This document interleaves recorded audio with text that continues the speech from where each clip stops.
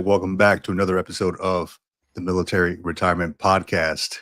I'm here with my co-host, John McConnell, the Chief Mixologist, once again. How's it going, John? Good morning. Happy Sunday. Happy Sunday to everyone out there. Thank you for tuning in. Doing good. How are you doing? Good, man. Good. I see you're still away from your studio, right? You're still out and about doing the travel thing?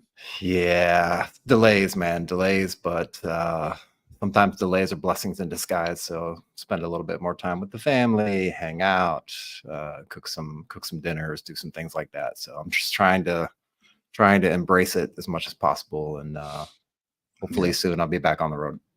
Dude, any time with the family is good time, I think. That's right. Anytime I was ever TAD or away from the family, I was always like, I need to get back. It was cool to think about it like, hey, I'm away from all the hustle and bustle for like, a week, but after a day goes by, it's like, I need to get back. I need to know what's going on back home. It's that sense of wanting to be around, the known, the family, right? Yeah, I was actually thinking about that this morning when I was waking up. I was sitting on the little balcony and looking over at the ducks and the geese and everything. And I was thinking about it, like all the military travels and all the things that we've been through and all the TDYs and the TTADs and the deployments and everything. And I wish I would have like marked down a little tick mark for every single day that I spent like in a hotel or somewhere. Oh, damn. Just to see how many it would be. And I'm already getting the itch, man. I know what you mean. Like we travel around so much and we're so used to moving every 3 years. I'm already getting the itch again. So I've been sitting here in Southern California for like 4 years, and I'm like, this is right around PCS time, right? So I'm like, I need to go. I need to do something. But I'm here, so there's really nowhere I can go right now. Yeah. Just go on the base, get a set of clearing papers, and just kind of walk through it like you're actually doing it, but don't do it. Oh, hell no. Just, hey, sir, why are you why are you retired checking out with this battalion? Well, I missed the feeling, right? So I still got my my checkout papers. If anybody out there is looking for some checkout papers, I got some here. Nice. That way you don't have to go to every office. I'm just kidding. We can't do that. So John, man, we got a special guest today, JP, the veteran coach. Okay, so let me give a quick rundown. All right, so JP Juan Perez, he is a former Marine, infantryman, scout sniper, who after distinguished service in Afghanistan and a career in law enforcement now dedicates his life to changing the veteran culture and empowering fellow veterans nationwide. He's the founder of the Vet Rise Academy and the creator of the Vet Tribe, which is a positive free Facebook group for veterans. All right, JP focuses on mindset and changing habits, fitness, nutrition, and accountability to support veterans in finding their new purpose and success after service. Through JP's passionate advocacy and vast social media presence, he raises awareness on veterans' issues, uniting and inspiring his followers. He's committed to showing veterans that they are capable of much more than they might believe, guiding them to see their vast potential beyond their service. And he's also the co-host or the host of the Vet Rise podcast. If you haven't heard that, I've been listening to that. Here, let me bring him on stage real quick. Yeah. Hey, welcome on board there, JP. Happy to be here. Military Retirement Podcast. Yeah, I was just gonna say, I've been listening to your podcast, the Vet Rise podcast, on my way to work, man, just for that little boost of motivation that I need to get through the day with these civilians, right? I appreciate that. No, all good, man. So, hey, yeah. So tell me about you, man. Tell me how this all started. How like you were in the Marine Corps, right? Mm-hmm. Infantry, scout, sniper. And then what, what caused you to want to leave the military and pursue civilian life or something other than the military? Well, I don't think we realize just how young we are when we're in, because we feel so old and mature and wise, and you're in charge of a fire team or a sniper team or a squad, but you're very young. I mean, most of us are, 21, 20, 22 years old when we're deciding, are we going to stay in or get out? That's right. And being around mostly men in an infantry unit, I finally had the attention of a woman, and I thought it was love. And I thought, well, this made sense to me. And I'm like, all right, well, I wasn't really thinking much about what the rest of my life looks like. I was thinking about, well, what do I want to do now? What's making me happy right now? And at that time, the decision was to get out because I thought I wanted to come back to Chicago and, be in this relationship. And, hindsight's 2020, of course. But when you Mhm. look back, I just don't think we realize just how young we are and how those small decisions, which feel small, are actually very huge decisions. And that was the reason why I got out, because I thought that there was more out here that I do. Primarily, it was about a relationship, if I'm being honest.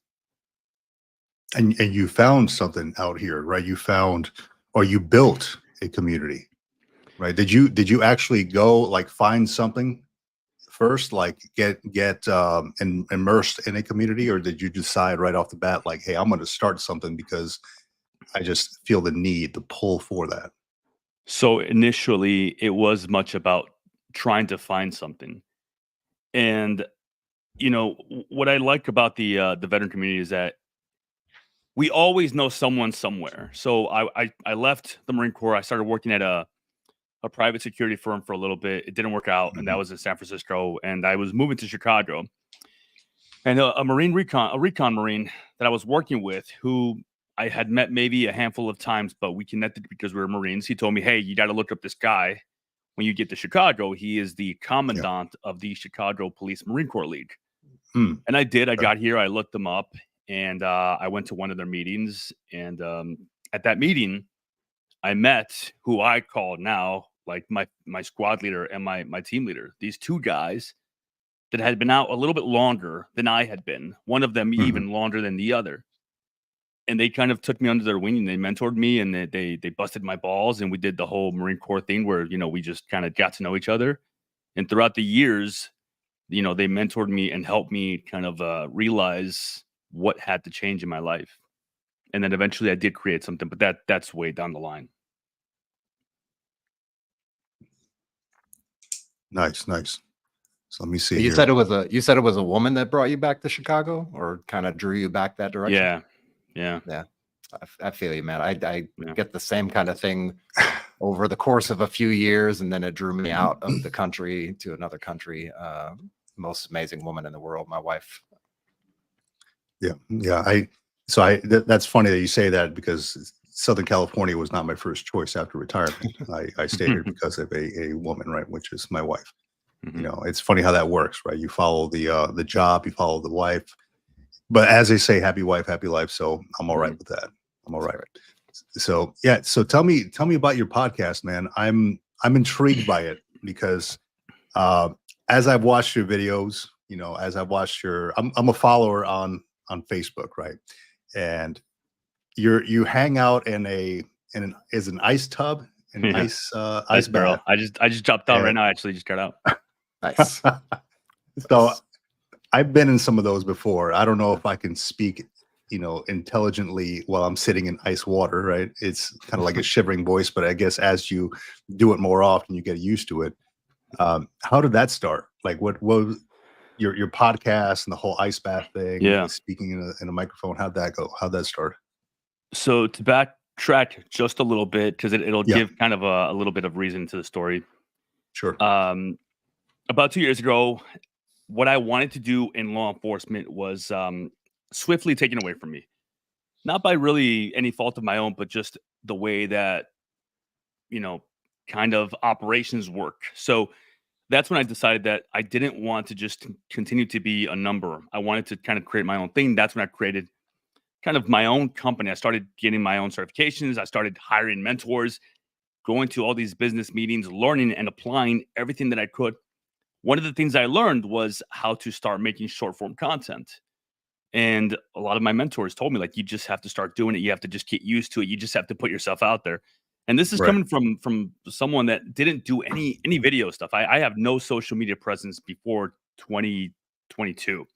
Hmm. And I just started making videos. And I mean, the first ones were terrible, absolutely terrible. And then one day I had been doing the ice barrel for a while on my own, just 3 minutes at a time, working my way up, even in the winter. I bought a machine so I could do it in the summer as well.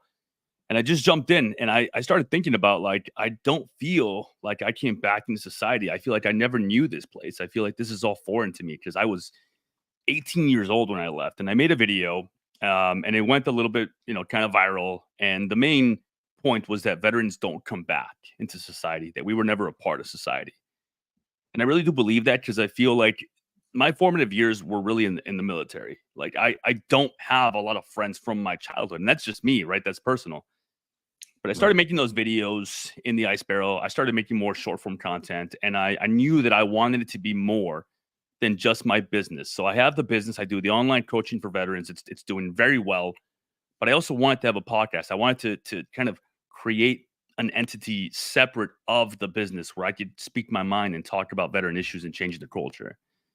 And I just really enjoy it. I don't try and harp too much on not necessarily the veteran mindset. It's more about understanding that we have to create success in society for ourselves out here. And I think that's like the main point of the podcast, just talking about different ways of seeing things personally, because it's what worked for me, right? It's from personal experience, personal failures, personal just demons that I had to fight.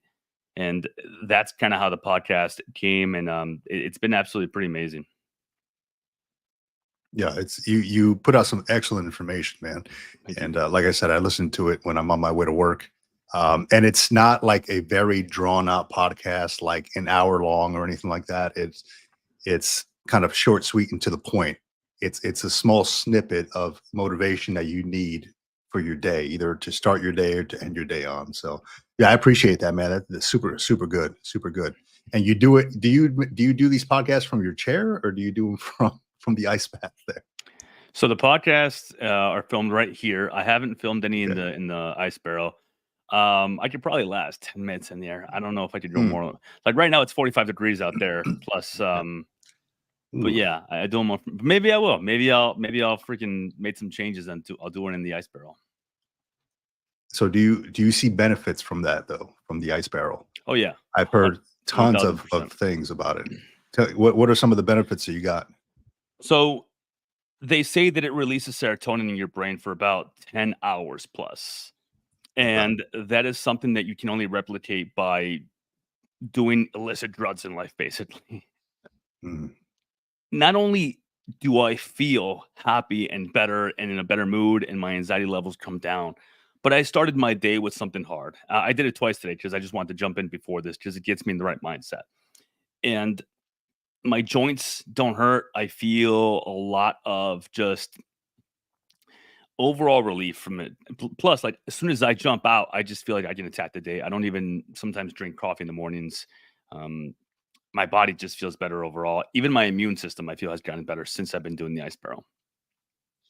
Yeah, it's funny that you say that you do that, you attack the day, because I tried that before, like just getting ice from the local store, throwing it in the bathtub, and it's a significant difference from the way you actually like roll out of bed and you wake up and you start getting dressed. Like, you know, some folks, and I'm guilty of this myself, rolling out of bed, not doing a PT in the morning. You know, normally I go out and run or do some kind of, you know, calisthenics just to get my day started, jump started. And you can definitely feel the difference between just rolling out of bed and not doing anything versus doing some kind of exercises and then maybe doing your ice bath. There is a significant shock to your body that makes you kind of wake up. Like, what's his name? Tony Robbins. You know Tony Robbins. He has one in the floor.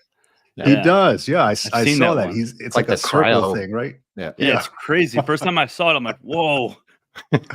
I'm like, okay, well, there you go. Challenge accepted, right? Yeah. But that was like a cryo chamber, right? That's like liquid nitrogen, like crazy cold. I think he has two. Yeah. He has like different ones. Yeah.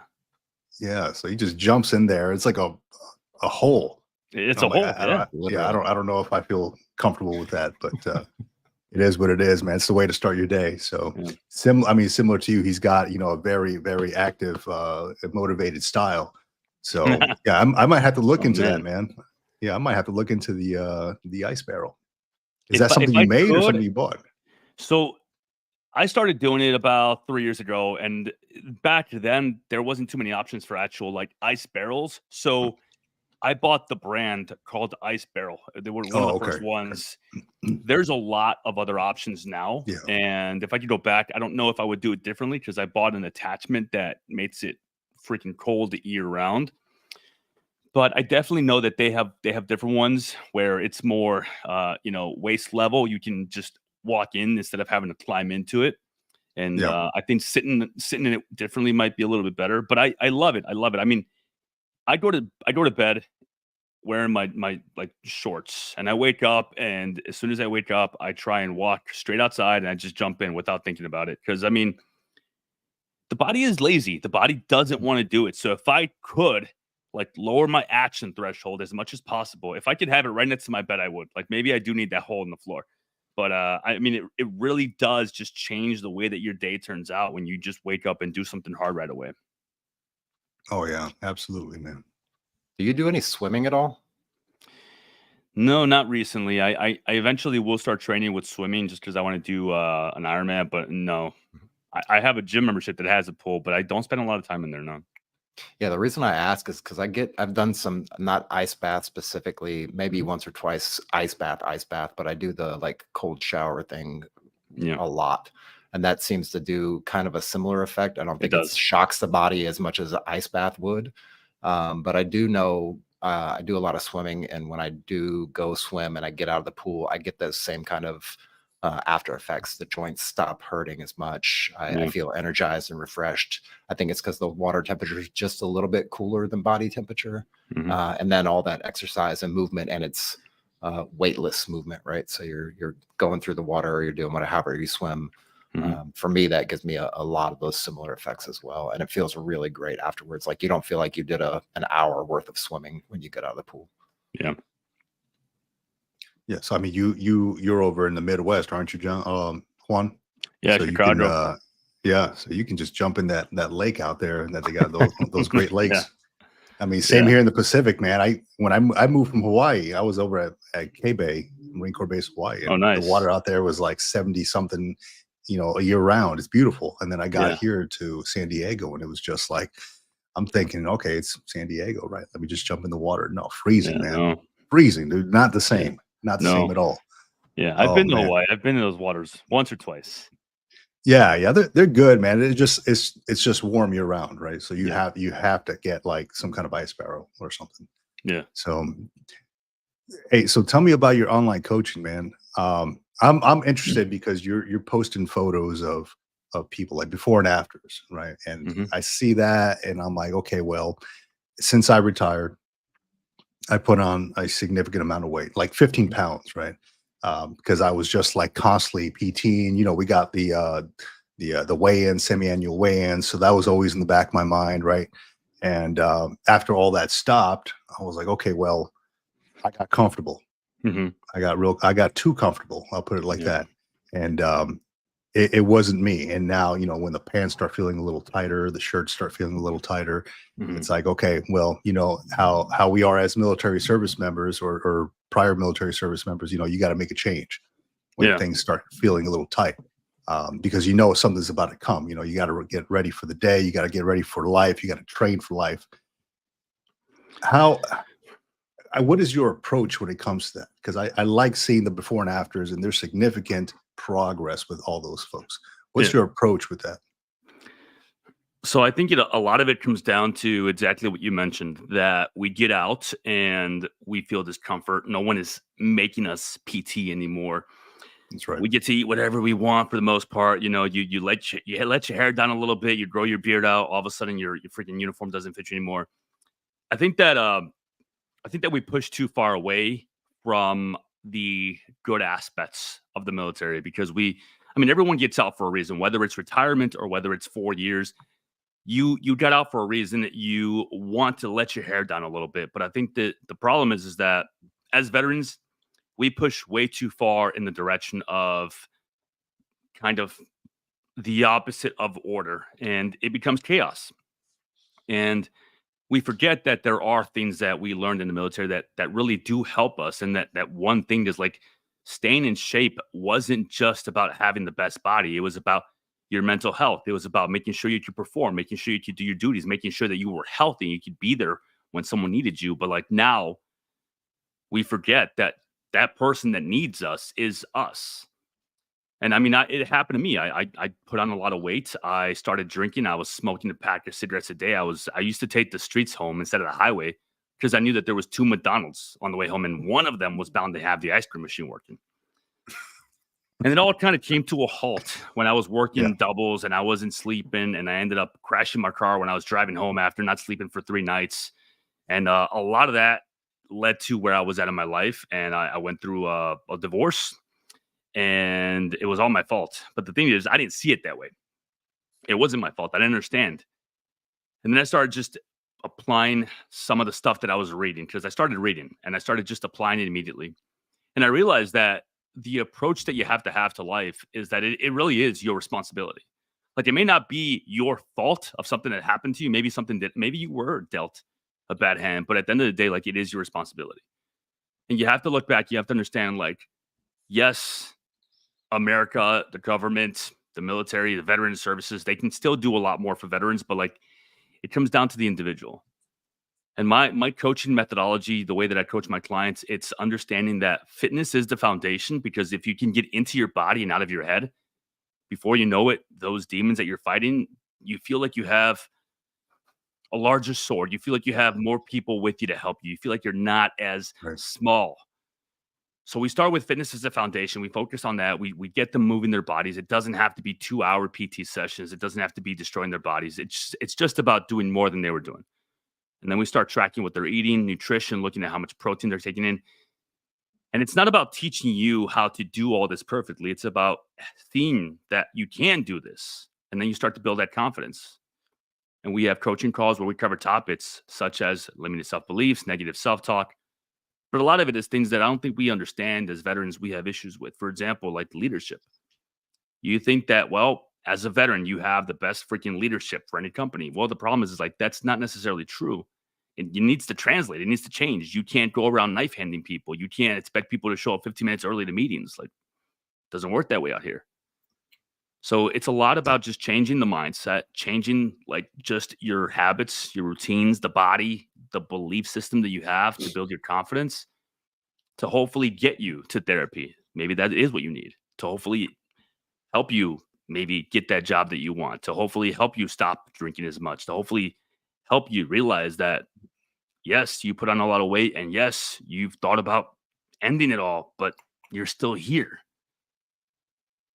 And that's honestly the main goal of what I try and help, my clients see. Of course, we want them to win. We want them to get better bodies, and we do that. But the main change that we see is, I have a guy who joined, and he got fired from his job.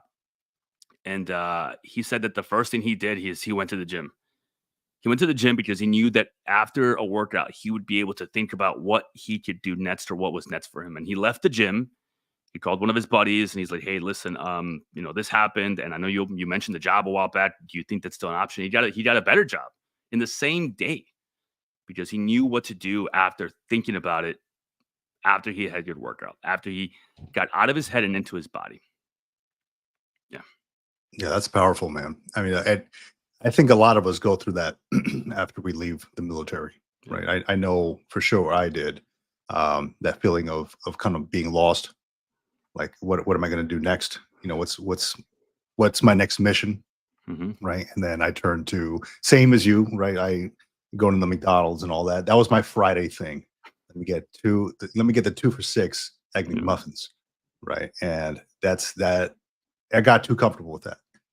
And then I started thinking about, like, looking at my kids and thinking about them. And I'm like, I need to be around for them, and I know of other, and I'm sure many of you do as well. I know of other retirees who can't really move well. I see too many people in wheelchairs, too many people in walkers, people who could be able-bodied, people who, I don't know what their underlying conditions are, but they look to be about the same age as me, and they're broken. I'm like, I cannot be that person. I need to push through this a little bit, figure out how to overcome these deficiencies in myself, whether it be mental, whether it be physical, and be there essentially for my kids, because it's not all about me 100%. And, I have these little people I need to raise and be there for. So, no, yeah, I admire what you're doing, because a lot of these folks just need some direction. They need somebody there to guide them. Basically, you're a guide, right? You're finding out what the underlying issue is, and you're helping them find it, it seems. Yes. Yeah, you're bringing them to that conclusion. I mean, we see a lot of over the last couple of years of doing this podcast and talking to a ton of veterans, we start to see patterns of things that stick out as like commonalities between veterans across the board. And some of those things like figuring out where to live, figuring out what, how do I find out what my retirement pay is going to be? Is there any commonalities or like key, like one or two things that you've noticed over the course of doing all this coaching, and like some of the key things that stick out in your mind as far as obstacles that people are trying to overcome the most? Yeah, it's I love that question. I don't think I've been asked that question in that way. So what's been really interesting is social media is so powerful if it's used the right way as a tool. And I get a lot of veterans that either recently got out or even active duty guys that are thinking about getting out. And it's foreign to me because I got out when social media wasn't like this. I would never have thought to go on social media and ask, "Hey, I'm thinking about getting out.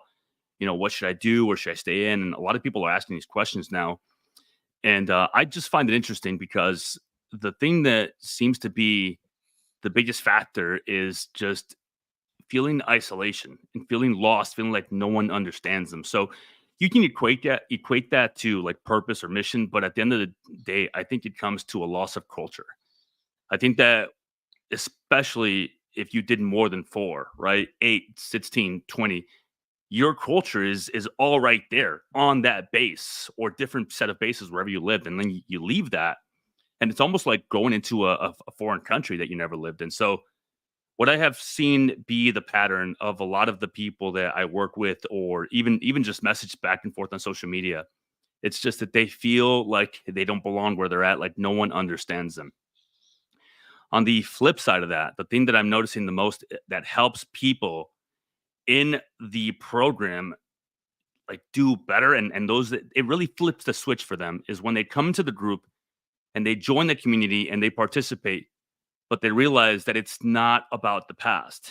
It's not about, oh, back in my day, or, this is the unit I was with, and only using military acronyms and just not really wanting to associate with civilians. It's actually looking towards the future.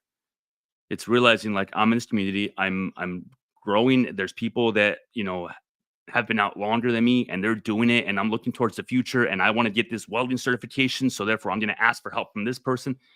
And it's not that it has nothing to do with the military. It's just that the military was your foundation. It's the roots of where you started, but you have to look towards the future. So like when they can let go of that mindset, and there's that switch that just gets flipped of like, I need to stop thinking about all the things that I did and start thinking about what I want to do. I feel like that's when like success really kind of just skyrockets for them.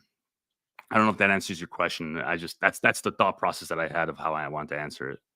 Yeah, totally. I totally get that. It's letting go of the past and at the same time letting go of the future, because you don't control the future. You only control what you have in front of you right now. Mhm. Maybe the next 8, 10, 12, 24 hours, like that's what's in your control. But yeah, letting go of the past. And also, I guess in that same vein, when you let go of the past, you kind of start to let go of some of the regrets and some of the Yeah. missed opportunities and some of the FOMO that you might have had from things that you didn't get to do, and just Yeah. focus on what you can do now. I love that. Juan, do you feel like you come across a lot of those personalities? Like they cannot let the military go. They're constantly speaking about acronyms. They're constantly in that mindset of military militant, and they cannot fully transition or embrace that civilian persona. Yes, so many. And I want to answer this very carefully. All right. So Marines are definitely the ones that have the hardest time letting go. However, before everybody gets upset about that, I think they're also the most equipped as far as leaning into something different. Now, all branches have that, absolutely, but I feel like the Marine mindset, it makes it hard for one to separate from what you did, because it was the coolest thing you ever did as far as what you knew, right? You were on that mountain slaying the dragon, you had your sword, and then what? That's right. Right? So Right. like I think that looking back on it, and this applies to all branches, right? you did some of the coolest stuff that anyone can do when you were in your 1920s, maybe 21, 22, whatever.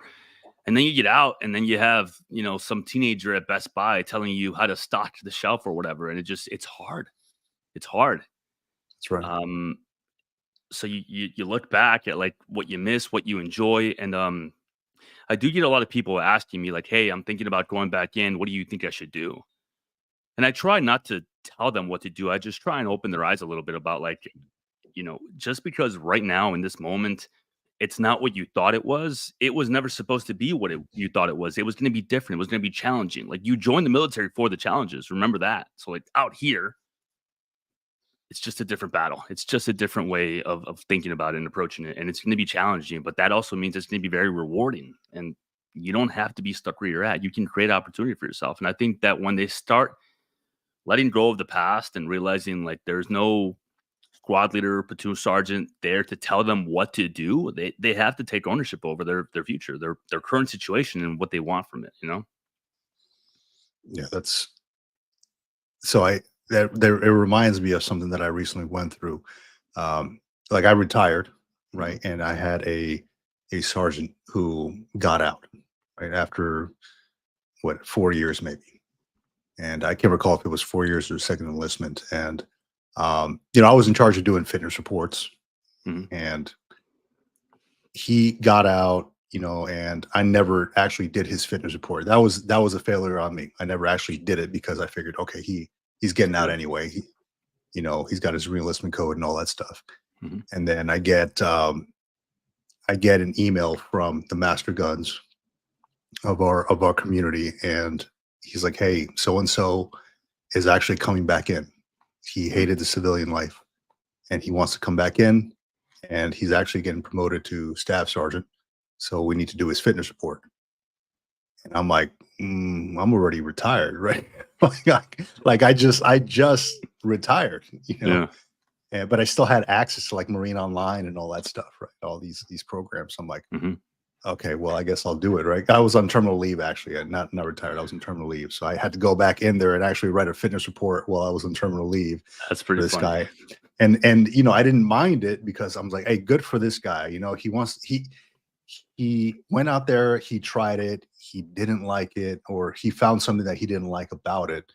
And he wanted to come back in and do good things. And he's getting promoted to staff sergeant, which is awesome on him, right? So I didn't mind it at all. So I went back in there and wrote his stuff. But it also got me thinking. I was like, I wonder what he went through. Because I know that he got out, he was going to move in with some girl that he met, and maybe things didn't work out. But also got me thinking, like, the military is not like a forever thing. At some point in time, you're going to have to get out and like face like the reality of what things are. You're going to have to be a civilian, and you're going to have to learn how to function as a civilian, right? And what stood out to me when you mentioned, like, you can't just go around knife handing people to get them to do what you want. And that was my mentality when I got out, because my wife is civilian. She was prior Air Force, and she's a DoD employee. And she was asking me, what are you going to do after you get out? I'm like, well, probably get maybe I'll look into like a GS position or something, right? And she's like, show me how you would interview for that. And this is while like I was transitioning my last year. And I was literally, she sat there in front of me, kind of like going through the interview process, right? And mock interview. And I was like, look, I can do what you need me to do no matter what it is, like straight knife handing her. She's like, yeah, no, stop. That's not going to work. You're not going to get anywhere with that. And that's like the reality. I was like, shit, after going through TRS, I'm like, she's right. You can't talk with people that way. You're going to scare people off. They're going to be like, this guy's coming on too intense. HR is going to have a freaking field day with me, so it was just terrible all around. I'm like, man, I have to learn how to, do that whole transition. And it has been tough. It has been tough, dude. Yeah. So let me ask you, JP, what is your biggest hurdle when you were actually doing the whole military to civilian transition? There were so many of them. But I want to add on to what you just mentioned, because it popped up to me. But yeah, interviewing. I think being charismatic and knowing how to work the room and talk to people and then like be someone that is likable. I think in the military, when we see that, we see someone that's kissing ass, someone that is weak or beta. So like we have such a hard time changing our mindset of like, I have to be likable. Because in the military, you don't want to be likable. Like you don't like your first sergeant. You want to be Yeah. respected, feared. You know what I mean? Like you want to Yes. freaking demand that. Right. So it is hard to flip the switch of like, I have to be charismatic. I have to learn how to negotiate the room the right way and talk to people and like not be the hardest worker in the room. Because like at the end of the day, if you stay late working on a project, but your counterpart is having a drink with the boss, talking about families and friends and connecting with them, it doesn't matter what you do. You weren't able to, make that connection the same way. So it's definitely Right. a change. As far as the hardest kind of hurdle that I went through when I got out, it was the ego. It was learning how to control it, how to let it die in a sense and bring it back in a different way. But it was definitely the ego. That first time that I met those two Marines at the bar that I was mentioning when I met, Joe and Danny, I talk about them pretty openly on my podcast, so they know. Um, they had to humble me. I was wearing a freaking 511 hat, and I had a stupid sniper tab on the back because I thought I was hot shit. I thought I wanted everybody to know what I did, and that definitely perpetuated for years.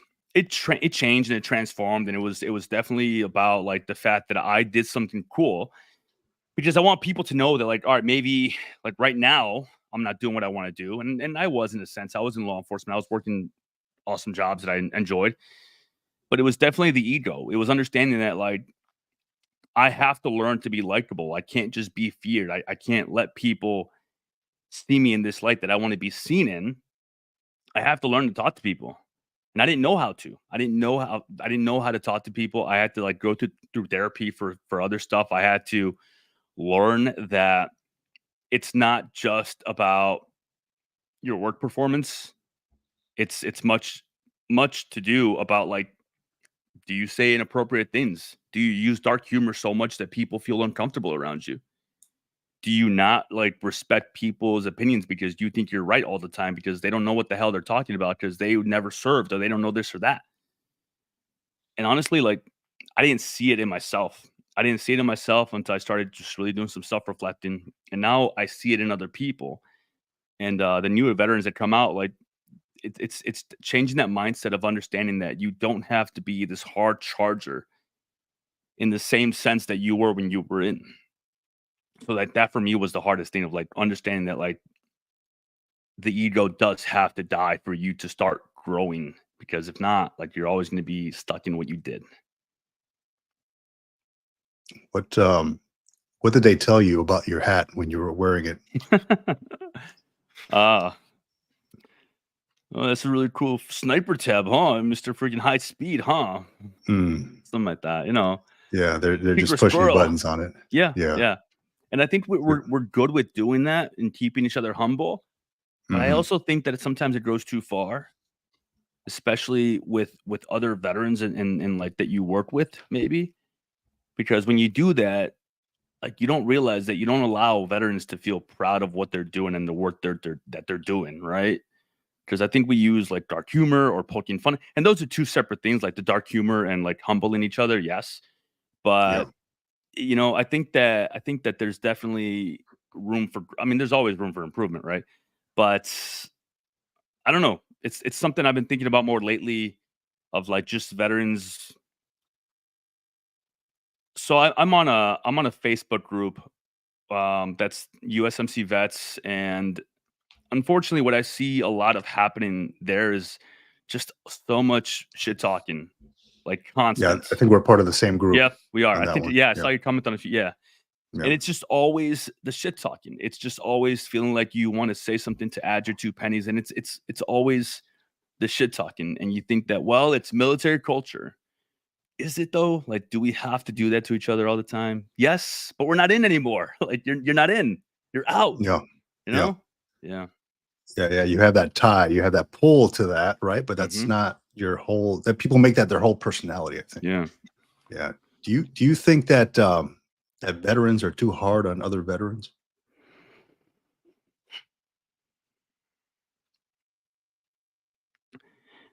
Yes, but I think we need to be harder on ourselves in a different sense. I think that we're too hard on each other because we don't allow ourselves grace for certain things, but I also think that we don't hold each other accountable as much. We give each other a pass because, well, he's a veteran. Oh, he's going through some stuff right now. I think we have to have a lot of self ownership, but I think that we are waiting for someone or something to come and help us and save us. And the VA is not going to come knocking on your door. Like you have to go to your appointments. Yeah, Um, that's right. yeah, Yeah, that's one thing that that kind of stood out to me when I was doing the whole transition is nobody's coming to save me, right? Nobody's coming to do anything for me, and I would tell other veterans, I get it's like a 50-50 thing. Like some are very helpful, some are just like, hey, figure it the fuck out or whatever. mhm, And I'm like, look, I'm just looking for some guidance, man. But yeah, no, that's one thing that hit me hard is like, the as John and I have talked many times about, the Marine Corps or the military in general is this I describe it as this cushy little bubble, right? Everything, there's an order for everything you do, mhm, for the way you walk, talk, what time you have to get up, PTs and all that stuff, how much you need to weigh, etc. There's an order for everything, and everything is really done for you. Your leadership, if they don't do things for you, if they don't make sure that you are taken care of, mhm, like going your medical, etc., your appointed place of duty, then they get in trouble. So it kind of trickles downward, right? So yeah, everything, you're handheld to everything. And once you get out, that is completely gone. yeah, You need to figure it the hell out, and that's tough for a lot of folks who are getting out, right? That's why they mhm, they stick so much to that persona, that personality, like, it's not the same way, so they want to come back in the Marines or in the military because it's not the same way. mhm, And I attribute that to, like, hey, it's time to start playing dress up and be an adult now and yeah, start taking care of your own responsibilities. Base housing is not going to pay your utility bills anymore. You're going to have mhm, to pay that $500 a month electricity bill now, or whatever the yeah, case may be. It's time to conform to that. I do want to yeah, tap on something you just mentioned in there. It kind of stuck out to me that you were talking about being able to take responsibility, being harder on yourself than you are on others, and at the same time being able to be candidly hard on somebody else without tearing them down. I used to do MRT, which is resilience training, essentially. It's taught by UPenn. The Army embraced it. They bought a contract with UPenn and did this training, and they had like different levels of training. And one of the most impactful things out of that whole like 2 weeks training, and then also in the continued training that I was doing with the units and stuff like that afterwards, was like the the kind of story of like you go home, you're talking to your wife, you're kind of half paying attention, or you're talking to your significant other, or even a good friend at a bar, and you're kind of half paying attention, and then you immediately like skip over what they said, and you don't recognize it, especially if they're trying to tell you something good, right, about their day or something that happened to them that was really good. And you when you do that, you kind of devalue what they were saying, right? It yeah, takes it down a notch, and it really just kind of steals the fun away from it, or the excitement, or the appreciation for it. And then you jump on to the next topic. And I think that was really one of the most powerful things. And I feel like that's something that we need to kind of learn. And it's not something you just learn overnight, because it's trained behavior to act a certain way, to talk a certain way, to be dynamic or non-dynamic. yeah. So I really think that's super important. I'm glad you're spending some time thinking about that. It's a hard cookie to crack, and Yeah. hopefully you figure out a way to get around it and tweak it and find some Yeah. kind of fix for it. John, that's powerful, man, because you're absolutely right. I did that for so many years, holiday parties, friends and family. you just don't know how to change it until you notice it. And you think back in the military, like you don't show up on Monday and ask, how was your weekend, Steve? Like you don't have these conversations. You're worried about like, what are we doing today? How am I going to perform? What time are we getting off or that, whatever. But like, yeah, just it's definitely a skill, learning how to talk to people and learning how to become a little bit more open to just really listening. And throughout the years I've worked at it, I think that one of the best books that I ever read was How to Win Friends and Influence People. Mhm. And it helped me realize that like you do have to listen, you do have to be able to take stuff in. It's not just about you. And for years, like I noticed that I would push people away without even wanting to or trying to, but it's just what would happen because of the way that I carried myself. And I was proud of that. I'm like, well, like this is who I am, take it or leave it type of mentality. But that type of mentality just helps you stay where you're at. You're not going to be able to get to where you want. Man. So what you were talking about books, right? You just mentioned the How to Win Friends and Influence People. What are you currently reading, JP? I'm rereading Jordan Peterson's book, 12 Rules for Life, because that was the book that helped me start applying a lot of the things that I was doing in my life. And the reason I'm rereading it is because I'm going through a very big kind of moment where, again, I'm still growing, we're still changing, we're still evolving, and I'm wrapping up my second divorce. And I'm paying attention to the fact that like there are shortcomings that I have to continue to address. It's not like a one time you address it and it's done with. No, it's a continual thing. So I'm seeing where I'm still having shortcomings in my life and what kind of things I need to change. And the reason I'm rereading it is because the first time I read it, that was the book that helped me start applying stuff in my life like immediately. I started talking to people differently. I started looking at situations differently. I started realizing that self-ownership is one of the most beautiful things that you can do for yourself, because then you don't point the finger at people saying this or that, because then you give away power.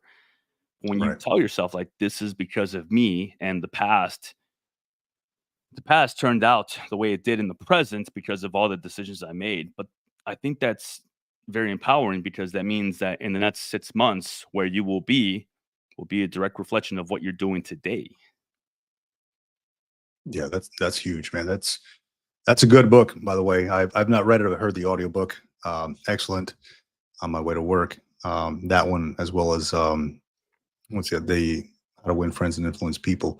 Are there any books that you recommend during your your Vet Rise Academy to your clients, to your customers?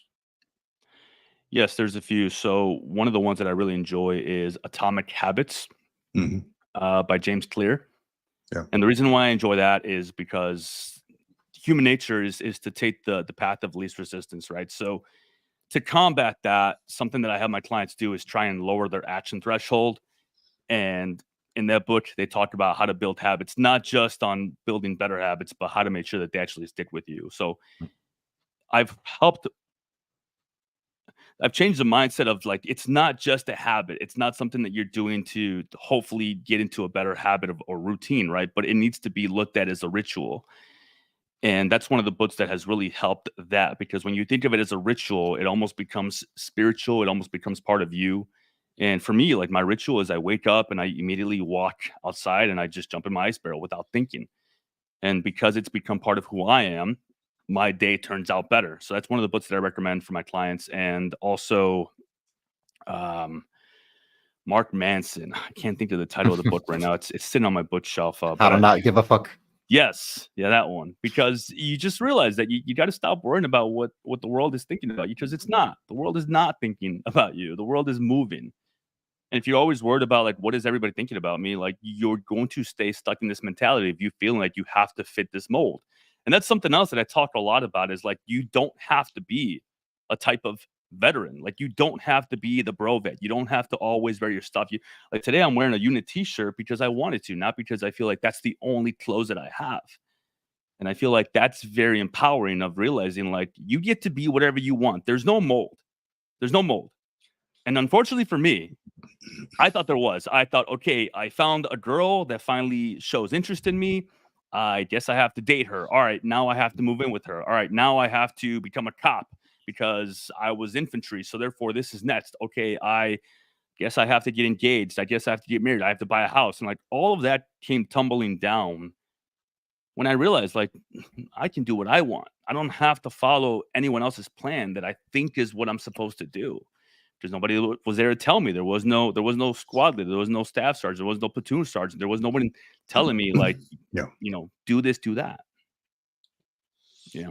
I'm gonna quote that. I'm gonna attach your name to that. There is no feel free. mold. Go for You it. get to be whatever you want. Yeah. That's hard. It's easy to say, Yeah. hard to take action on. Yeah. Because they're Yeah. You say it, and then you start thinking about all the hurdles. Mhm. You start thinking about, man, it's not that easy. There is Mhm. no easy way, right? Like Marine Corps, right? We had milestones, we had MOS roadmaps, etc. Right? There is none of that unless like you're on a set way up in some kind of organization, some corporate organization. There is no set way to go up. So there really is no mold. Mhm. And I love that, dude. You get to be whatever you want. You don't have to be a cop because you were infantry, Mhm. right? I don't have to do this because I was Marine. I don't have to go be a security guard or whatever. Mhm. I can do whatever. School, you can be a doctor, whatever you want, right? Yeah. That's huge, man. Yeah. It's huge. A lot of people don't really understand that. Like Because it's think scary. that it is. It is. They think there's only one path, Mhm. and that's the path I need to stick to. Yeah. Dude, the world is your oyster. You can do whatever the hell you want. Yeah. Powerful, dude. And I also like that you said that you don't just accomplish the goal or accomplish the habit one time and then it's done. Like that's really actually my mentality as well. It's like you have to continually put in the work, like the ice bath thing. Mhm. I love that you've incorporated and you've internalized it rather than externalized it as a habit. Yeah. You've internalized it as a part of your being. And then that you still like, I'm sure there's days where you wake up and you're like, oh man, I forgot I want to do the ice bath. Yeah. But yeah, you have to continually work at it. I also wanted to mention, since you're into Carnegie, there's a second great book from Carnegie that I've actually read a few different times. It's How to Stop Worrying and How to Start Living. Okay. I'll check it out. Yeah, I see it. I had my eyeballs, but that's also a really good one. It's a little bit dated because it's from the the early days around the Depression time, 30s and 40s or whatever. But some of the stories, it's just like the other book that I would also like to point out if you haven't read any of Ryan Holiday's stuff. Like all of his books are great. Yes. But The Daily Stoic is like my Bible basically. But just like any of that old philosophy, this stuff applies today just as much as it did, 50, 100 years ago. I started doing the Daily Stoic series in the ice barrel, and I was reading each day at a time. But I stopped because I realized it was taking away from my ritual. I felt like it was something that I had to do instead of something that I wanted to do. Right. And I think I did like a month of it, and then I just stopped. And I'm very happy with the fact that I was able to realize like this is taking away from what I'm trying to accomplish for myself. So I definitely read that one as well. But I started doing it a little bit differently on my own. Hey JP, take me through your a normal typical day. Like what time do you get up? What do you do on a daily basis? So I'm still in the process of leaving law enforcement. That will happen in November. November 24th should be my last day with the department. However, right now I am on furlough, which is basically vacation. So I am living my future right now because this is what my life will be like once I'm no longer with the department, right? So I start my day by the way that I end my night.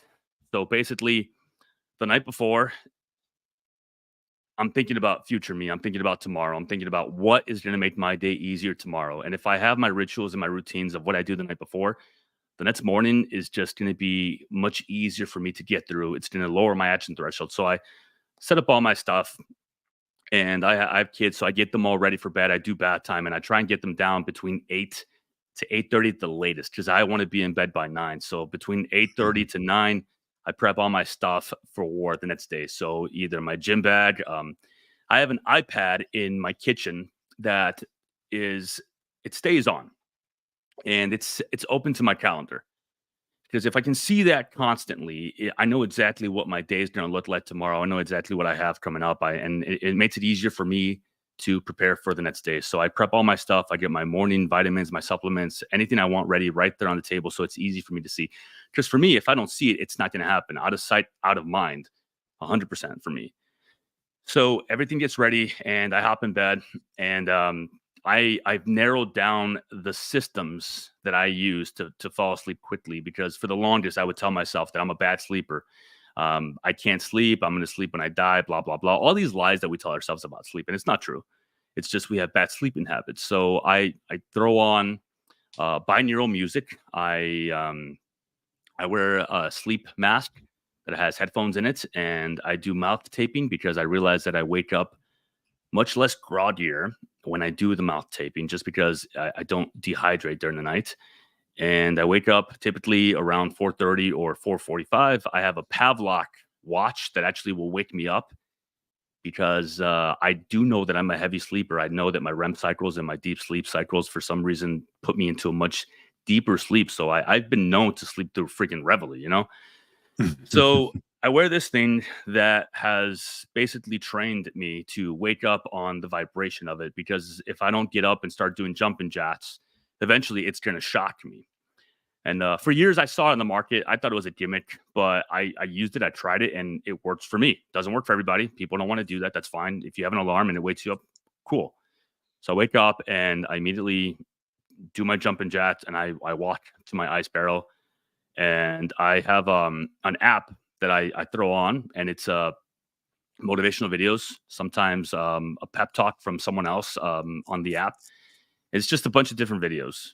And I put that on there, and I'll jump in my ice barrel, and I'll sit there for 3 minutes. Sometimes I open up Instagram because I'm trying to post on my story, because it's part of the business. It grows the brand.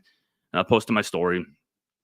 I'll wake up, I'll get some stuff ready for my day. I make sure that I get everything ready that I need to for the kids. So when they wake up, I get them to daycare, and I take them to daycare, and then I immediately drive to my gym. Do my workout, and I don't limit my workout. My workout will always be the priority, because I'm not going to rush my workout for, something else that I could have moved, because I control my calendar. I get to block off space in my calendar. Nobody else does.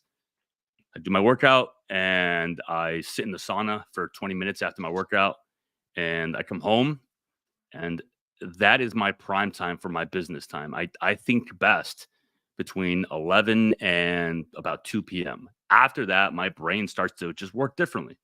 So I know that business time, my time for my business, my time for doing client stuff or working on a project for whatever, my prime time, my magic hours are from 11 to 2 p.m. Between there, I have lunch. I stop for a little bit, get some stuff done, and then the rest of the day is mine. If I have to run errands, if I have to do stuff for the kids, prep dinner, meal prep, whatever, the day is mine. But I know that the major stuff that I wanted to do to accomplish for that day has been done. I will never schedule stuff before that, because it's going to mess with my day. It's going to throw me off. I'm not going to be able to come back into my business or do my workout later on, because we all know, like, you do an oil change or you have to get a tire replaced or whatever. That's not going to take you an hour or two, and then you can go hit the gym. It's going to be, a bunch of craziness. Something else will happen. So if I can leave all that for between 2 p.m. to 5:30 p.m., that's the way that I kind of do it. And then grab the kids. We get home. We make our meals together. Oliver's 3, but he actually helps me do the meals with me. We do HelloFresh right now because we're trying this thing where I'm getting him more involved in the kitchen, because I want him to eat different foods. And I've noticed that if he participates in the creation of something, he feels ownership over it. So he'll actually eat it, even if it's freaking asparagus, because he made it. He was part of it. And that's basically it. That's how my day rolls. How long did it take you to figure out that routine? A long time. And I think the reason why I had such a hard time getting my routine down is because of the crazy schedule that law enforcement gives you, right? In August, it threw off my routine. I missed the gym for like a week and a half because we were on 12-hour days, and I still had to get all the other stuff done for the business. I have a team, I have employees, and they're absolutely wonderful, and they keep the business moving. But the crazy schedule of law enforcement, of nursing, of firefighting, for anything like that has you on a crazy shift schedule, it's very detrimental for the person. It's I mean, routines and rituals and like figuring out what works best for you. The only way you can do that is by doing it consistently and really like paying attention to it, right? Because I mean, if you try something for a day or two and then you have to wake up at a different time the next day, like you're not going to figure out like, does this work for me or does it not? Because you don't have the time to really, experiment with it. So throughout the years, I've worked on what works best, what doesn't. And I've played with stuff, the mouth tape is something that I did for about 4 months last year. I stopped for about 4 months. I wanted to see how I felt without doing it. And Mhm. as soon as I started back up, I realized like this is something that does help me. So yeah, I mean it's been a process throughout the years. Yeah, that mouth taping does help, man. Yeah. I've tried that myself, and not really anymore. After I started growing my facial hair, I learned that that was a rough way to learn.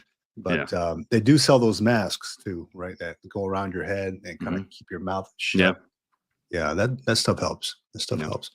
Um, are there any like military lessons, anything you learned or did in the Marine Corps that maybe you hold on to in civilian life?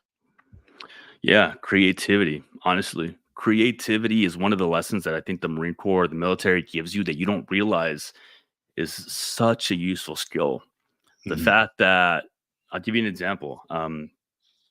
During the past 2 years, I've been going through a very tumultuous divorce that thankfully everything is working out. Everything is fine with now.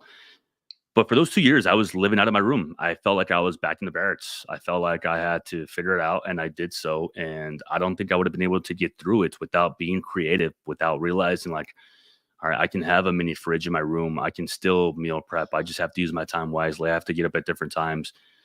When a problem happens with the business and I think about how I would approach it from a different point of view, you just get creative with it of problem solving. All right, Lord, you're gonna try this and do that, and you experiment. And honestly, it's very freeing because once you break out of that mold, you realize that the military gave you permission to work creatively within reason, but it still gave you permission to like be a leader and handle problems and think Right. about solutions, right? So yeah, I think creativity is one of the things that we undervalue that the military does teach us because we do so little.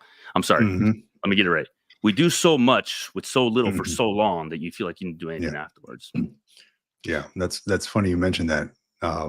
It You don't think about the creativity when you're in a structured environment, right? Yeah. You think, okay, they've given me some lateral limits. I can't really go outside of this. There's an order, etc.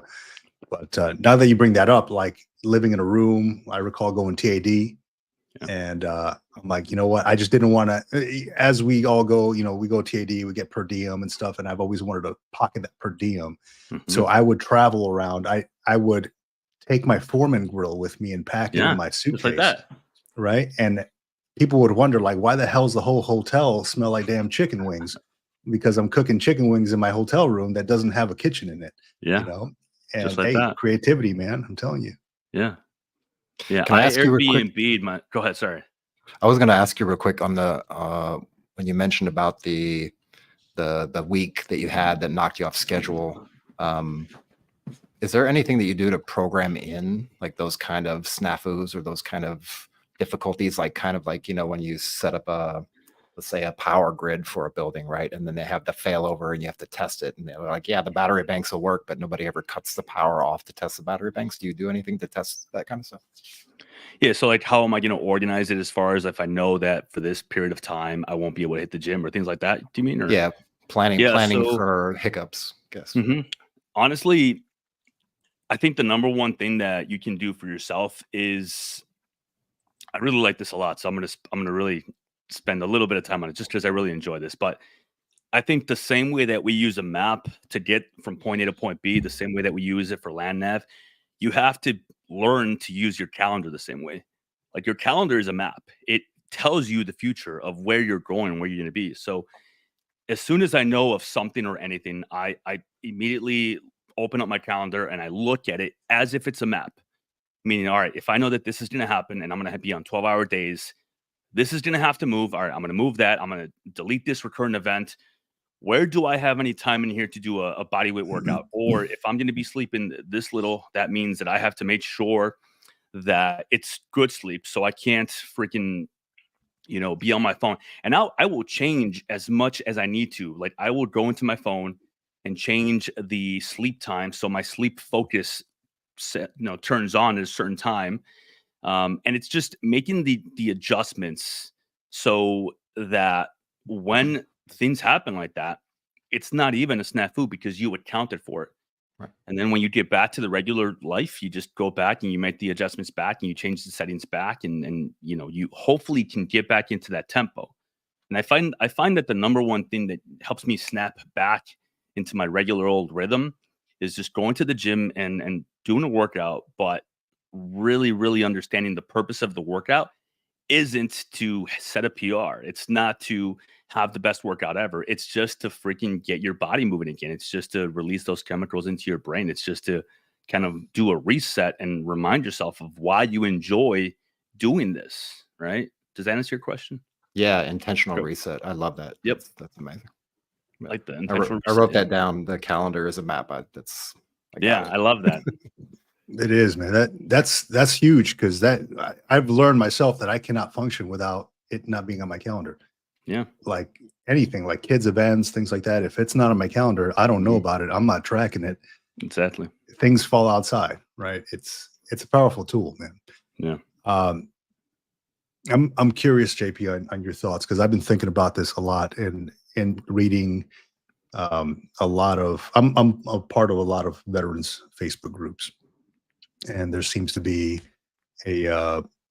at least in my opinion, a big victim mentality when it comes to veterans, right? Like, hey, Yeah. I'm a victim of this. The government never took care of me, so I'm going to remain a victim, Yeah. right? I'm curious on your thoughts on veterans and the whole victim mentality.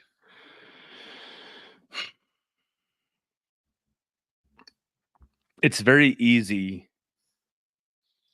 to blame anything besides what you're doing in order to not take ownership of where you're at. So in my opinion, we do have the victim mentality. I had it. I had it for 10 years without even realizing it, or 8 years without even realizing it.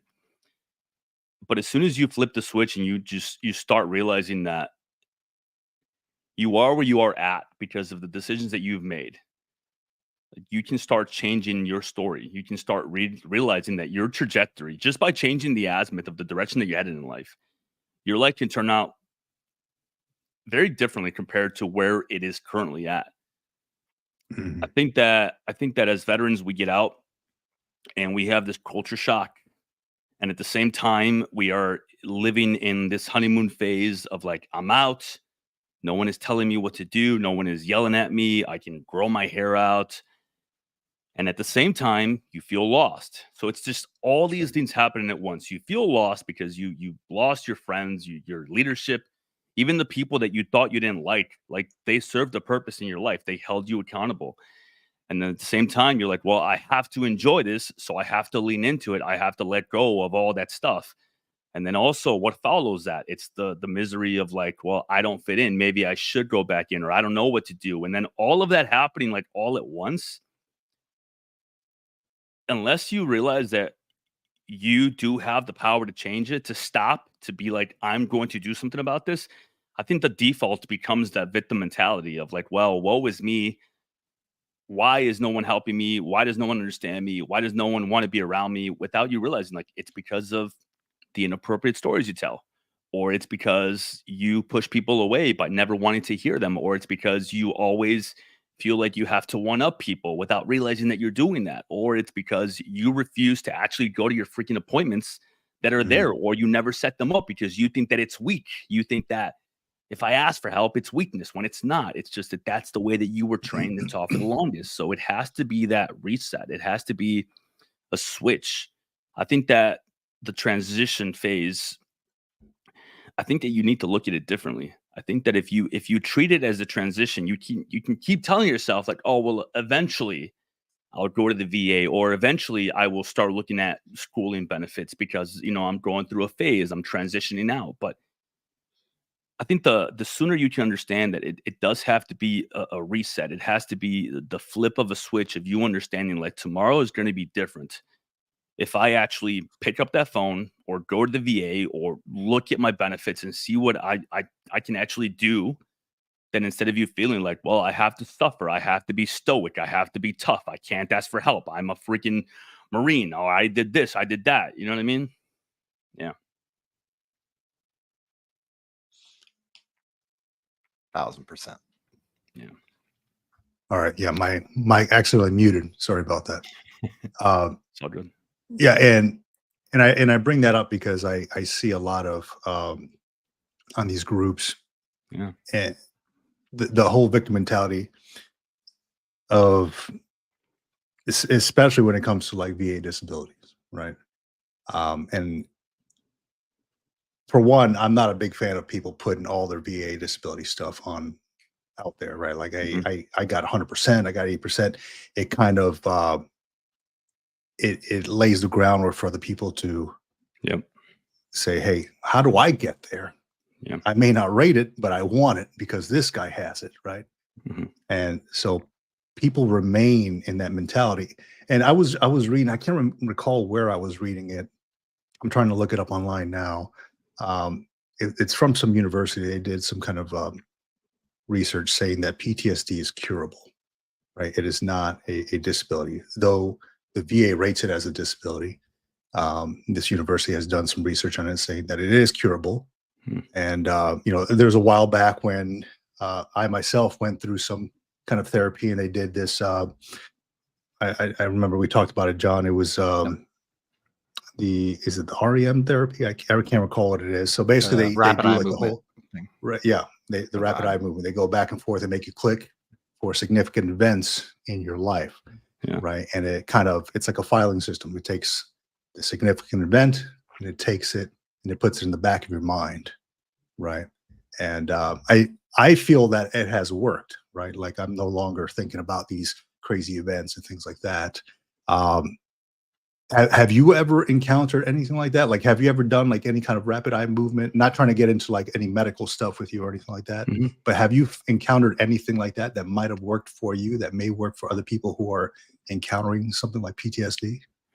So there's a lot of stuff going on right now with the VA, and I know that I can't speak on it professionally because obviously I'm not in the know, but I know that they Mhm. are experimenting with psilocybin. I know that they're That's right. experimenting with a lot of different things, right? And I have a MDMA. friend, um, Dakota Meyer. You guys might know, of course, you That's might. right. But he talks a lot about. I'm gonna butcher the word, but it's some sort of blockage of a specific muscle or something in the body where they do a shot, and that apparently has been working very well. I don't want to mess up the name, so I'm not going to say it, but I believe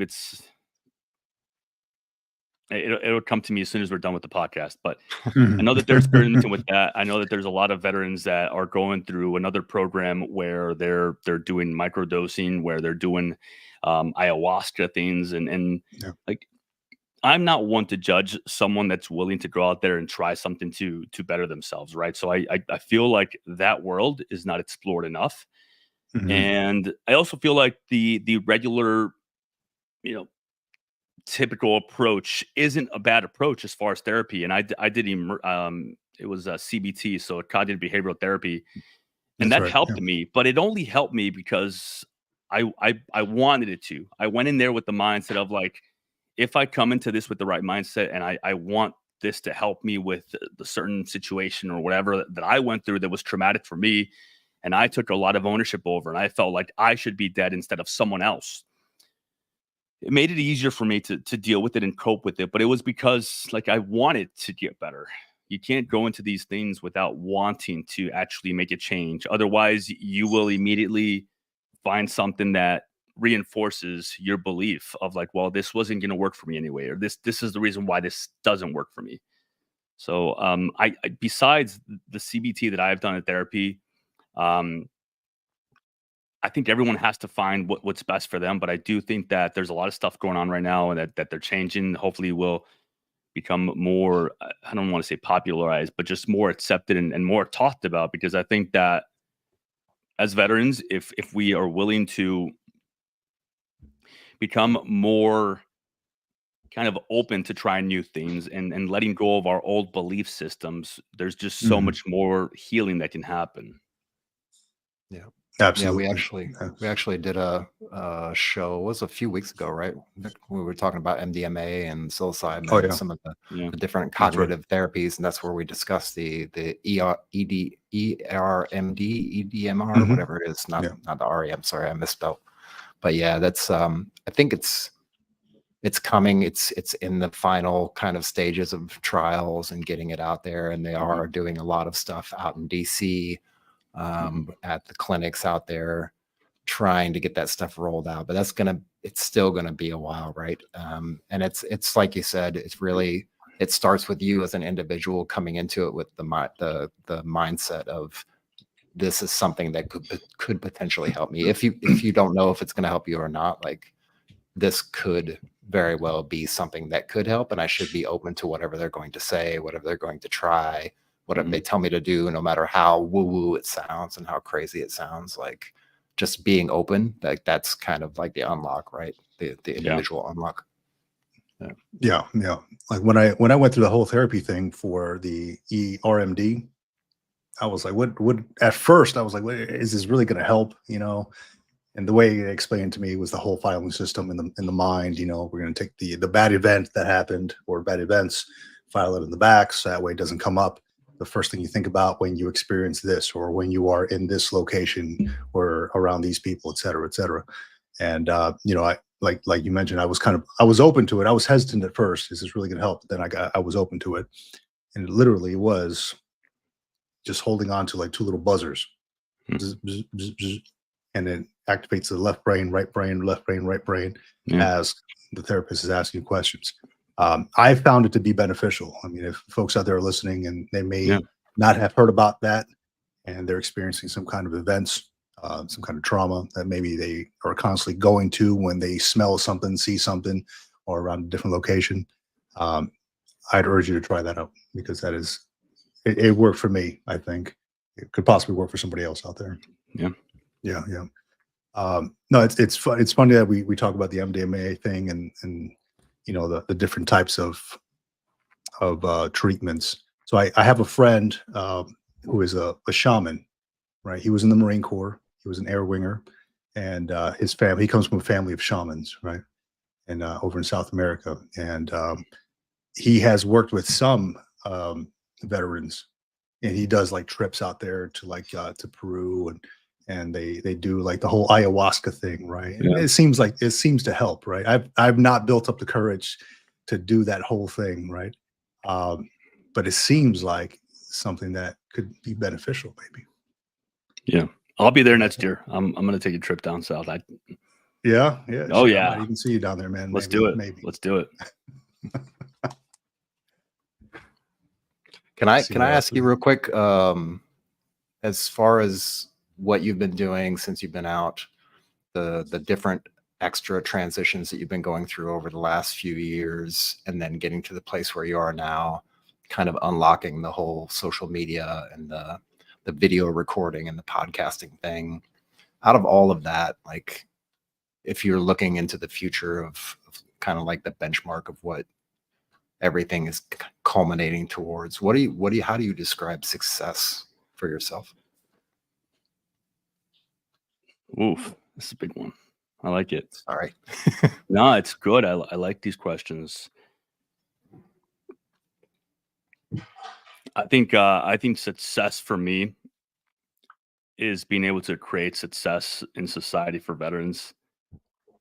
Unfortunately, as many of us know, we have lost so many more military members here at home than maybe you lost when you were out there for your specific unit. And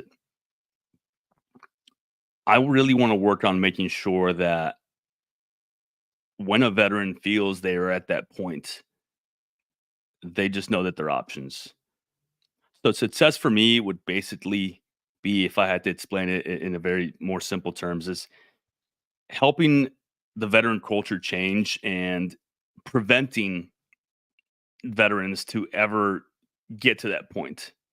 Like, a lot of people say that veteran suicide is the number one veteran issue. But if you look at it from a different point of view, the number one veteran issue happens when they leave the service and they lose their mission, their purpose. They feel like they lost all their best friends, the people that were mentoring them, the people maybe they were mentoring. Like, I left the Marine Corps and I was a scout sniper team leader. And then I went on to sell sheets at a mall. And there's all these issues that happen before that final culmination of a veteran feeling like he cannot live in this world anymore. And I think that if you address the issues that happen first, they will hopefully never get to that point where they feel like they have to take that ultimate decision and no longer be here. And I've lost, unfortunately, too many friends back home. And we've lost, like, in my specific platoon that I was with, we've lost more guys here than we did over there. And I think success would look like being able to give ownership back to the veterans and them realizing that it is in them. They have it in them. Like, we're all human beings. We are part of society. We are civilians now. We can do really well here if we use the tools that we have. And yeah, one day I hope to be able to speak on stage in front of a whole bunch of veterans and just be able to change the veteran culture. And, like, it's not about the individual. It's about the fact that if we can just share the message of, you have it in you, no matter where you're at, even if you've made mistakes, even if you've been self-medicating with alcohol, even if you keep losing a job because you feel like you can't hold it down, or you've been in and out of relationships, like, all of that doesn't define you. And you can start changing what you are doing just by making a small shift in your perspective, in your frame of mind, in the way that you see yourself, and taking ownership and just realizing, like, all right, you know what, if I wake up and I do a workout today, I'm going to feel a little bit better. And if I do one again tomorrow, and if I start maybe meal prepping a little bit, or if I start waking up at a certain time, before you know it, like, your outlook on life changes. Maybe you start performing better at work. Maybe you get put up for a promotion. You start realizing, like, being nice to people actually does pay off because you start changing the way that people see you. So I guess success in the long term for Vet Rise Academy for myself would be being able to address the initial veteran issues before, and so they never get to the point of feeling like they cannot live in this world. Yeah, that's huge, excellent. man. That's huge. Excellent. Yeah, that's yeah, it's almost like when you mentioned what you did, the term ounces equal pounds popped in my head, right? Like, when you go on a forced hike or a hump or a ruck march, every little bit counts, right? It's going to make it heavier. So as you start adding more little things, maybe like creature comforts into your pack, all those little ounces equal pounds, right? And that weighs heavily on folks. Yeah, no, that's excellent, man. Great. I wish you great success with that. Thank you. With that Rise Academy, because that's I think you're doing a good thing for folks out there. And I really think folks need a little bit of guidance, veterans especially, when it comes to that. And they're people are latching on, when they leave the service. I know I did myself. People are latching, trying to find that camaraderie, the tribe, and unfortunately people turn to maybe alcohol, drugs, things like that. And your organization, your podcast, your academy is one that's going to help fill in that gap so they don't have to get to that point. I appreciate that. Thank you. Yeah. And you're going to be talking right on stage pretty soon. Yes. Is that right? All right. Let's talk about that real quick, because we can't not talk about it. So Jenna Carlton, the millennial veteran, Yeah. a while back, I was on her podcast. I've been on her podcast a few times, and she put us up. She put our name in the hat for a panel, and I'll be at the Military Influencer Conference, which I didn't even know was a thing. Like, all this is very new to me, and I'm learning so much, every single day. So yes, September 30th, I believe, to October 2nd, if I'm not mistaken, in Atlanta, Georgia. I'm going to be at the Military Influencer Conference on a panel. I think we're speaking on the second day. And the topic is, how do we connect younger veterans with the older veteran culture? Or how do we make sure that veterans feel like they're being heard, right? Because I think there is that disconnect of the older veteran generation and younger veterans. And veterans like myself who really don't feel like we fit into either category. We've been out for 10 years. We're not new veterans, but we're also not going to the VFW. We're not going to these events, So how do we make that connection? How do we bridge that gap? And that's interesting you bring that up too, because that's an article I read a while back, and it was kind of circulating around Facebook as well. Yes, I remember that one.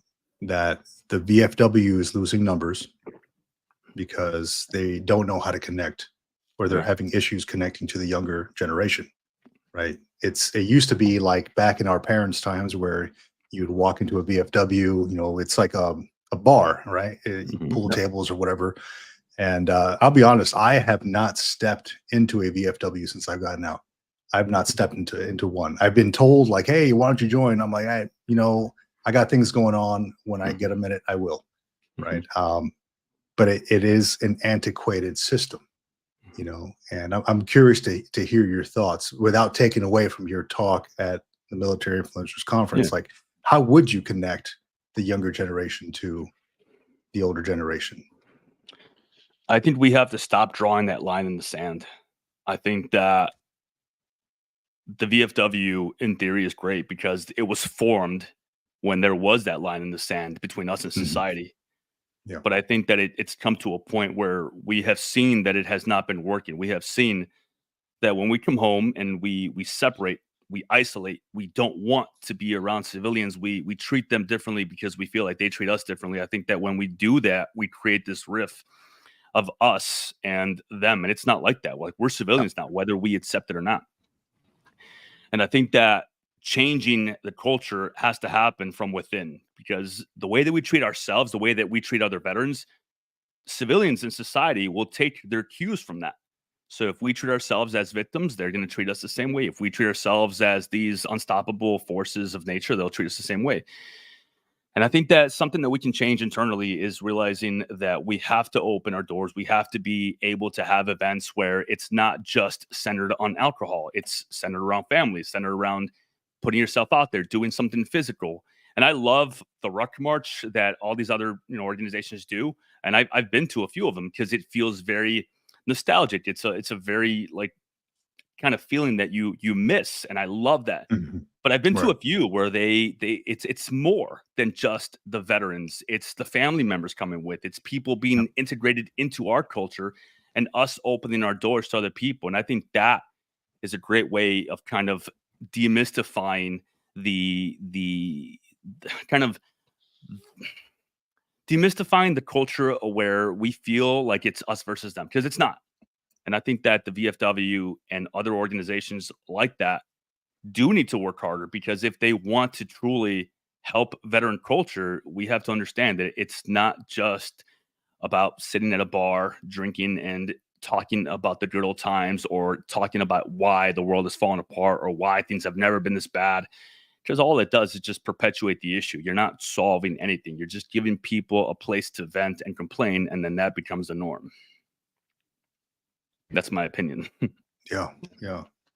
Yeah, I can see that. Go ahead, John.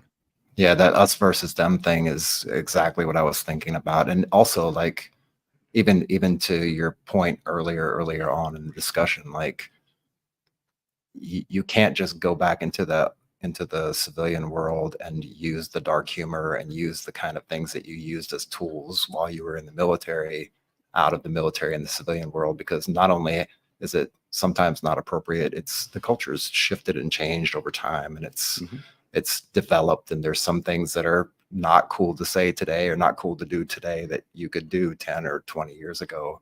And I think the VFW is kind of locked in that like time capsule where they've got the bar and the bar stools, and it's amazing. And there's lots of cool people there, and it's a great kind of place to go hang out. But you start to you'll see it if you spend enough time there. You'll see that like it's a very, very old mentality and mindset. Yeah, there's it's funny, the whole mindset thing is the way that times shift with society is interesting to me. And I'll bring up a quick example. At my last duty station, there was a civilian gentleman, prior Marine, who made a comment at one point while we were in a staff meeting. And, that comment didn't sit well with, the OIC at that point. And it was a racially based comment. And I was surprised. At first, I laughed. I was like, did this guy really say that? Right? And it was that whole dark humor thing, right? Like he thought it was funny because he was prior Marine, he was around active duty and other civilians. And, I probably shouldn't have laughed, but I did. And I was like, but more so as a surprised laugh. Yeah. And of course, this guy got written up through, the civilian HRO and all that. But yeah, there is a shift, right? Like, hey, you have now moved on. For one, you shouldn't be saying that. For two, there is a shift when you are a civilian. Like, you cannot say certain things around certain people because times have shifted, times have changed. At some point, female Marines were called WMs. And I didn't know that for the longest time until this older gentleman asked me, hey, you got any WMs that work with you or for you? I'm like, what's a WM? He's like, oh, a woman Marine. I'm like, I have no idea what that was, but thank you for educating me on that. But yeah, there's times change, and there's some things you just don't say, man. It's you have to shift. And even now, when I work in this civilian spot, it's mostly Navy, so they're kind of, that culture is continued, right? But me as a civilian, I'm like, maybe I notice it, but I'm like, I can't overstep my boundaries because it's just I need to learn to transition that. I'm not in that uniform anymore. I need to learn that, and I have been. It's been a tough transition, to say the least, because I do have a dark type of humor myself, right? But it's super tough to do that, man. And I'm glad that you're kind of opening your doors to helping folks do that stuff. Yeah. I'm gonna switch my battery here real quick. My camera's about to turn off, John. All good, man. Yeah, I know we're coming up to about an hour and a half, and I don't know how much time we scheduled for this. Usually it's about an hour and a half.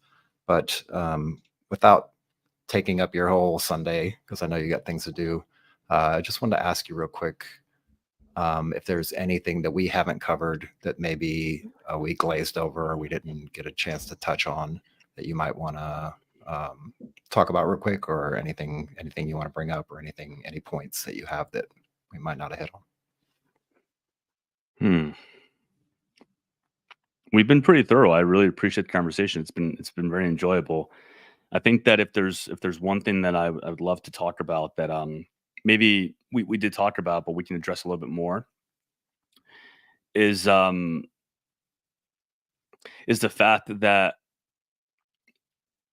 when we go in, we are indoctrinated into the military. You go through boot camp, you learn the culture, you learn acronyms, you learn how to talk, speak, how to move, all these things. And when we get out, we don't have that. There's no training seminar. There's TRS, I know there's TAPS, there's a lot of stuff, but it's small compared to what you learn when you go in. So it is on you to do that for yourself when you get out. So when you go in, you have this indoctrination, boot camp, all this stuff. They teach you everything, you know what to wear. They give you the uniform. They tell you what to do. And when you get out, you don't have that. So it has to be on you.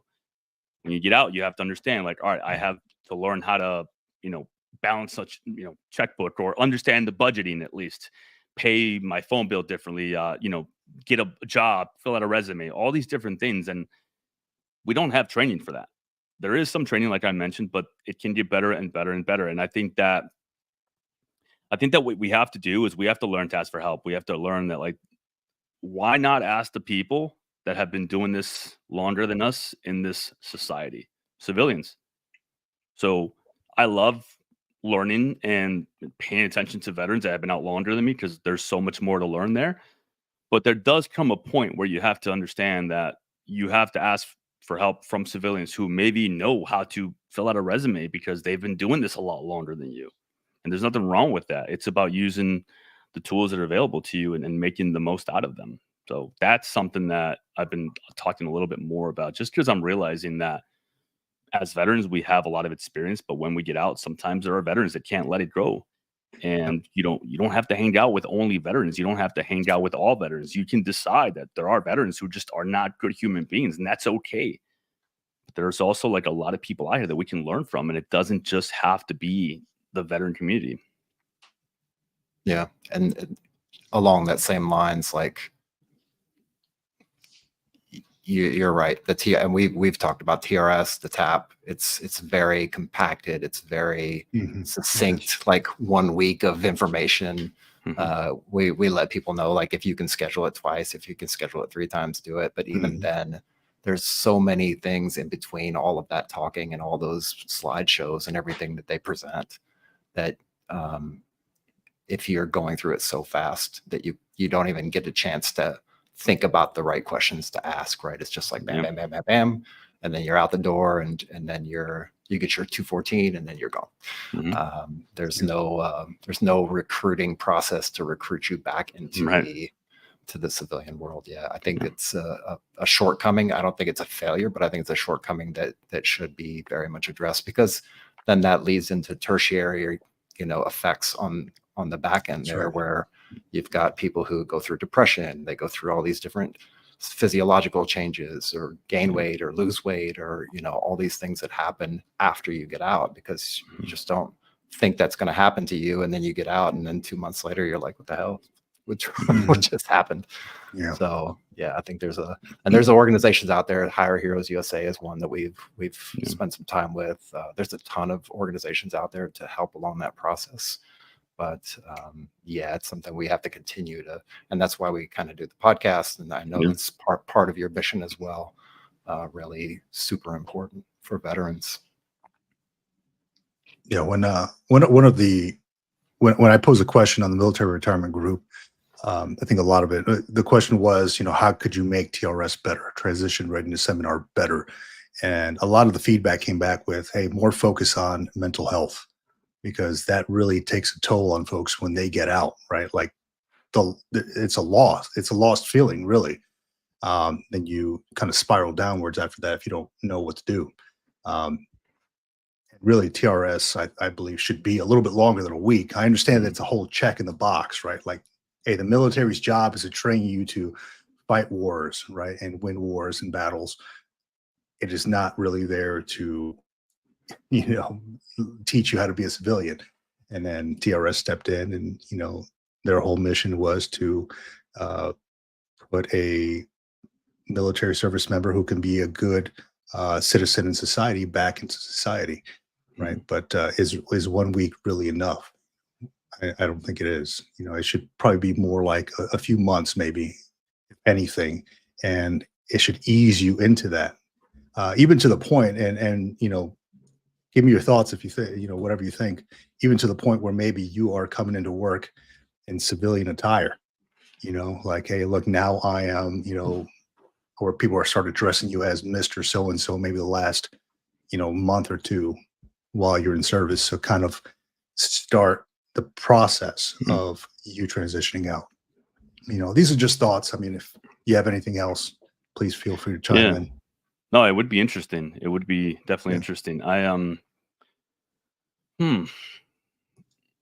agree with you with, the military's job is to create war fighters. I understand that. And they're concerned with bringing people in, not how they leave people when they get out. Right.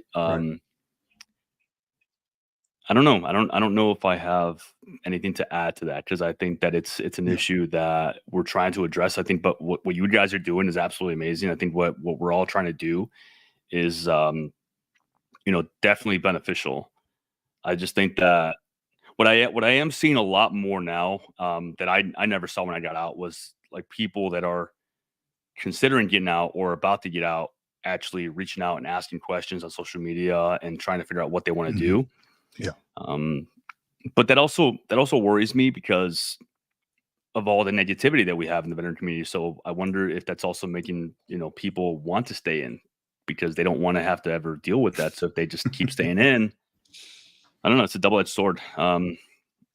There's definitely more we can be doing. And I think that maybe, yeah, absolutely, like, start wearing civilian attire while you're transitioning out, actively looking for employment or signing up for college classes while you're still in might be very beneficial. Cause like for me, the first job that I got out of the military, it didn't work out. It wasn't what I really wanted to do. Right. And then eventually I found something that I thought I wanted to do. And, here we are 10 years later, changing it up again, Yeah. Yeah. It's a continuous process as you Yeah. find yourself, I think, as a person, as a civilian. Mhm. So JP, yeah, we don't want to take up all of your Sunday, man. I know this has been an incredible Yeah. podcast. Just a lot of great information, a lot of great nuggets here for anybody else watching out there. If you could, please share where folks can find you online and take part in those conversations of yours. Yeah, absolutely. You can find me on all socials at JP the Veteran Coach. The podcast is on all platforms as well under the Vet Rise podcast. And yeah, it's been an absolute pleasure. I really thoroughly enjoyed these conversations, and you guys were absolutely great. Thank you. Hey, thank you very much, JP, man. I'm a big fan of your podcast. I'm going to keep listening to that stuff, man. And I look I forward to appreciate seeing that. you out there at the Military Influencers Conference. Awesome, man. That's great. I can't wait to see you on stage, dude. That's awesome. So you'll be there? Yeah. We have plans of being there. Yep. Hell yeah. So, I can't wait to see you guys. Yeah, it'll be awesome, man. See you in person. Awesome. Can't wait to meet you guys. All right. Awesome, man. JP. All right. Take care, guys. Thank you again for all You your too. time. I appreciate you. Thanks, too. man. I appreciate you coming on. Thanks. Of course. All right. Well, we hope you enjoyed that one. That was filled with a lot of great information. Good nuggets. Yeah, exactly. Good nuggets, man. It was just incredible to hear from somebody who's actually coaching and helping others make that transition, right? Like I know we have the podcast and we help folks in some way, shape, or form, but JP is really hands-on with people making that transformation, not only from like a physical standpoint with their health, but also like the mental health and helping the whole transition process move forward. So huge, big ups to JP. Big ups. Yeah. So yeah, go ahead, John. You had something? No, I was just gonna say it's really great, and I'm glad that we can continue to build out this platform, not just in our own little bubble, but we also expand out and talk to other folks and bring other folks on and help them, and they help us, and we kind of just build this as a community together, because I think that's what it's going to take to be able to create a holistic solution. You have to have a holistic approach, and that takes many people with many ideas, with many different avenues of how to attack the problems, and specialists and non-specialists alike. So I think it's really, really great. I hope that we can continue to bolster this effort by reaching out to others, having others reach out to us, and we just kind of continue this kind of chain reaction. And hopefully if it helps just one veteran like that for me is a success at the end of the day, really. Absolutely. And for folks out there listening still, you can find us on the Military Retirement Group on Facebook, of course, Military Retirement Podcast on YouTube, Apple, Spotify, anywhere you really listen to your podcasts. My own YouTube channel is the Green Logbook, where I share information on post-military life. And again, we'll be at the Military Influencers Conference come the end of September to early October. So we look forward to meeting folks out there and talking to fellow veterans and like-minded coaches, et cetera. So looking forward to making the trip out there. Yeah, I can't wait. Yeah. Awesome. All right. With that is our show. Thank you for joining us and being a part of it. Thanks, everyone. We'll see you later. Out here.